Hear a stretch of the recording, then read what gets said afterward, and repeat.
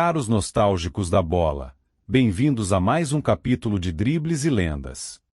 O canal de futebol que resgata as histórias que o vento levou. Hoje vamos contar a história de Matthias Sindelar.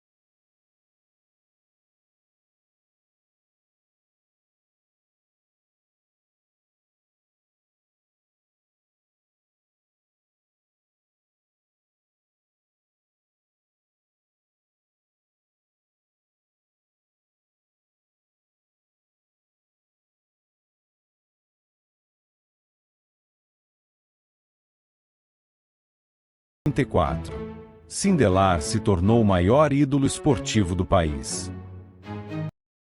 O Anschluss e o fim da seleção austríaca.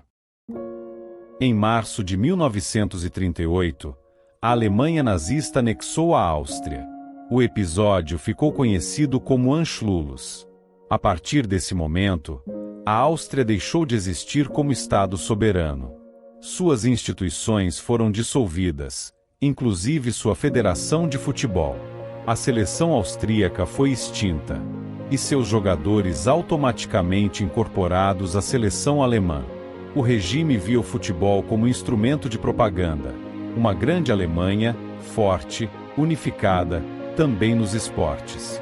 Matthias Sindelar, como o maior símbolo do futebol austríaco, tornou-se peça central desse projeto. Em 3 de abril de 1938, foi organizado um amistoso em Viena, Áustria contra a Alemanha. Inicialmente, a ideia era que fosse um jogo festivo, terminando empatado ou com vitória alemã. Relatos históricos indicam que os jogadores austríacos foram pressionados a não vencer. Durante o primeiro tempo, Sindelar parecia seguir o roteiro, driblava, mas errava finalizações claras. Passava ao invés de chutar, evitava o gol. No segundo tempo, o tom mudou. Aos 70 minutos, Sindelar recebeu na entrada da área, driblou 2 defensores e finalizou com precisão, 1-0. Após marcar, correu em direção ao setor onde estavam autoridades nazistas e celebrou de forma ostensiva, um gesto interpretado por muitos como provocação política. Pouco depois, Karl Sesta marcou o segundo gol. Placar final: Áustria 2, Alemanha 0. Foi a última partida oficial da seleção austríaca. A recusa em jogar pela Alemanha.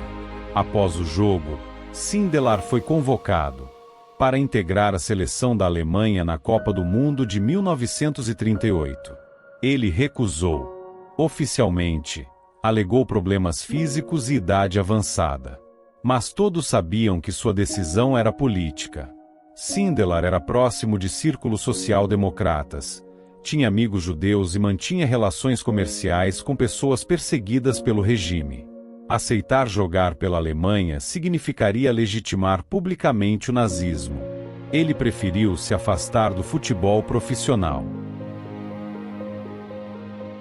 Os últimos meses e a morte misteriosa.